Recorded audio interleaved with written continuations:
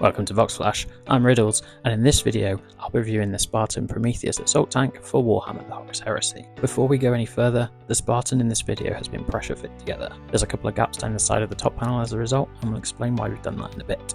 The Spartan Prometheus Assault Tank is a heavy transport option for a Legion's Astartes army, and the troop carrier of choice for Primarch and Terminator units alike. The Spartan Assault Tank was part of the 2nd edition launch set, and the Spartan Prometheus kit simply repacks that model, minus the lascannon Sponson sprue, with a new Sponson sprue from the Super Heavy tank, kitting it out with laser destroyers or Gravis heavy bolters instead. Anyone who already owns both a Spartan and one of the new plastic Super Heavies will simply be able to take the Sponsons from the Fellblade, Glaive or Falchion to equip it with these weapons. It would maybe have been better for GW to sell the sprue separately, but for me, who only started collecting Heresy the 3rd edition, it's given me the incentive to add the Spartan to my collection. And this kit made me really appreciate how straightforward the Super Heavy tank chassis was to build. The side sections are made of many components to build the frame that the track's attached to, that I'm not sure would be the case if they was engineered as kit now.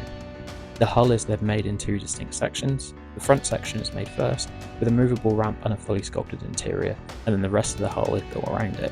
It seems really easy to get these components out of position with each other, so using the Fellblade and the Damus Rhino as inspiration, I used the grooves in the side piece to hold it in place whilst the glue's set.